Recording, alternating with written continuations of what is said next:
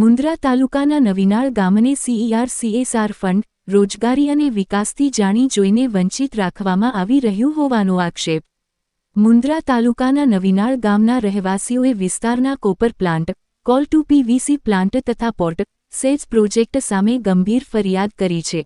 ગ્રામજનોએ જણાવ્યું કે આ તમામ પ્રોજેક્ટ્સને મળેલી પર્યાવરણીય મંજૂરીમાં અસરગ્રસ્ત ગામોમાં CER-CSR ફંડ વાપરવાની સ્પષ્ટ શરતો હોવા છતાં નવીનાળ તથા આજુબાજુના ગામોમાં એક પણ રૂપિયાનું વિકાસકામ કરવામાં આવ્યું નથી, જે પર્યાવરણીય મંજૂરીની સીધી ઉલ્લંઘના છે. ગ્રામજનોએ આક્ષેપ કર્યો છે કે પ્લાન્ટમાંથી નીકળતી પ્રદૂષિત હવા અને એસિડ રેઇનના કારણે ખેતી પાકને નુકસાન થયું છે, તેમજ ગ્રામજનોને શ્વાસ, આંખ અને ચામડી સંબંધિત આરોગ્ય સમસ્યાઓનો સામનો કરવો પડી રહ્યો છે, છતાં કોઈ વળતર આપવામાં આવ્યું નથી. પબ્લિક હિયરિંગમાં આપેલા વચનો છતાં સ્થાનિક રહેવાસીઓને રોજગારી આપવામાં આવતી નથી અને બહારના કામદારોને પ્રાધાન્ય આપવામાં આવે છે. ગ્રામજનોએ જણાવ્યું કે ગૌચર તથા સરકારી જમીન મુદ્દે કાયદાકીય લડત અને પ્રદૂષણ સામે અવાજ ઉઠાવવાના કારણે ગામને જાણી જોઈને CER-CSR ફંડ, રોજગારી અને વિકાસથી વંચિત રાખવામાં આવી રહ્યું છે. ગ્રામજનોએ આ ફંડની તાત્કાલિક તપાસ, પ્રદૂષણ માટે વળતર, પર્યાવરણીય મંજૂરીની તમામ શરતોનું કડક પાલન તથા સ્થાનિકોને રોજગારીમાં પ્રાધાન્ય આપવાની માંગ કરી છે. યોગ્ય કાર્યવાહી નહીં થાય તો પશુધન સાથે કચ્છ કોપર ગેટ પર ધરણા કરવાની ચીમકી પણ ઉચ્ચારવામાં આવી છે. આ સમયે નવીનાળના માજી સરપંચ અને આશાપુરા ચેરિટેબલ ટ્રસ્ટના પ્રમુખ ગજેન્દ્રસિંહ જાડેજા, સરપંચ સલીમ વાઘેર, ઉપસરપંચ શક્તિસિંહ જાડેજા, માજી સરપંચ હરિલાલ મહેશ્વરી તથા આગેવાનો વિપુલ મહેશ્વરી, પચાણજી જાડેજા વગેરે જોડાયા હતા. આરિફ ખલીફા, ન્યૂઝ 11 ગુજરાત, મુન્દ્રા, કચ્છ.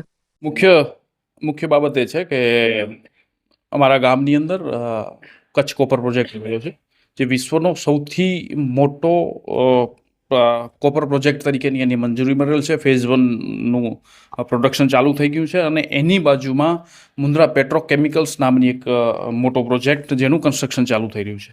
બંનેની પબ્લિક હિયરિંગ હતી. જે તે વખતે અદાણી કંપનીએ ગામ લોકો સાથે અને અન્ય સાથે બધા સાથે વાયદાઓ કર્યા હતા કે ભાઈ કોઈ પણ જેટલા પણ પ્રોજેક્ટો આવે છે એ પ્રોજેક્ટોની અંદર અમે સ્થાનિકોને પ્રાથમિકતાના ધોરણે રોજગારી આપશું, નોકરી ધંધા આપશું ને કામ ધંધા જે પણ છે એ બધો આપશું. જે બાબતે ભંગની વાત છે. સાથે સાથે આ બંને પ્રોજેક્ટોને પર્યાવરણીય મંજૂરી મળી. એમાં કોપર પ્રોજેક્ટને 58 થી 60 કરોડ રૂપિયા આજુબાજુના વિકાસ માટે વાપરવાના છે, જેમાં મુખ્ય અસરગ્રસ્ત ગામ મારું ગામ નવીનાળ અને સાથે સિરાજા ગામ છે. તો અત્યાર સુધી એ ગામમાં આ કોપર પ્રોજેક્ટ સંદર્ભે જે પર્યાવરણીય મંજૂરીની અંદર શરત છે એ બાબતે નથી વાપર્યા, જે શરતનું ભંગ છે. સાથે સાથે કોલ ટુ PVC પ્રોજેક્ટ છે, જેની પર્યાવરણીય મંજૂરીની અંદર 123 થી 300 કરોડ રૂપિયા આજુબાજુના ગામોમાં મોડેલ વિલેજ બનાવવા માટે વાપરવાની શરત રાખી છે પર્યાવરણ વિભાગે. તો એ રૂપિયા પણ આ વિસ્તારની અંદર નથી વાપર્યા. નવીનાળ સિવાયના બીજા ગામો છે, આપણે કે વાંઢ છે, ટુંડા છે, કાંટાગરા છે, સિરાજા, ઝરપરા, મોટા ભાડિયા, ત્રગડી, નાના ભાડિયા, નાની ખાખર, મોટી ખાખર, દેસલપર, મોટી ભુજપર, નાની ભુજપર, મોઢવા જેવા ગામોને મોડેલ વિલેજ બનાવવાની શરત મૂકવામાં આવી છે. જે બાબતે પણ કોઈ પણ ફંડ વાપરવામાં નથી આવ્યું, જેની અમે ફરિયાદ કરી છે. બીજું, અમારું ગામ છે એ SEZ વિસ્તારનું મુખ્ય અસરગ્રસ્ત ગામ હોવા છતાં CSR એક્ટિવિટીમાંથી જે એમના નફાના 2% વાપરવામાં હોય છે એ પણ વાપરવામાં નથી આવતા. કોપર પ્રોજેક્ટ છે એનું પ્રોડક્શન ચાલુ થઈ ગયું છે. અવારનવાર એસિડ રેઇન થાય છે, ખેડૂતોના ખેતરો બરબાદ થાય છે. અમારા ગામ લોકોના ક્યારેક એવો ધુમાડો નીકળે છે જેના કારણે નાક, ગળું, આંખોમાં બળતરા થાય છે, ચામડી ઉપર પણ ખંજવાળ જેવી પરિસ્થિતિ ઊભી થાય છે, જે અતિ ગંભીર પ્રદૂષણ છે. જેના નિવારણ માટે પણ અમે ફરિયાદ કરી છે. અને બીજું કે અમારો ગૌચરનો જે પ્રશ્ન છે એ બાબતે અમે વર્ષોથી હાઈકોર્ટ અને સુપ્રીમ કોર્ટ સુધી લડત આપી રહ્યા છીએ. જે બાબતે આ અદાણી કંપની અમારા ગામને ટાર્ગેટ કરી CSR યા CER નહીં વાપરવાનો, સાથે સાથે જે ગામ લોકો રોજગારી કરી રહ્યા છે યા રોજગારીમાં પણ કોઈ પણ પ્રાયોરિટી નહીં આપવાની, અને જે રોજગારી અત્યારે કરી રહ્યા છે એમને પણ ટાર્ગેટ કરી અને બહાર કાઢવાની વાત છે. બીજી એક વાત કે ભાઈ મોડેલ વિલેજ તરીકે આખા ગામને સોલાર વિલેજ બનાવવાની અમારી સાથે પંચાયત સાથે ચર્ચા કર્યા છતાં, વચન આપ્યા છતાં ના પાડી દીધી છે કે અમે કામ નહીં કરીએ.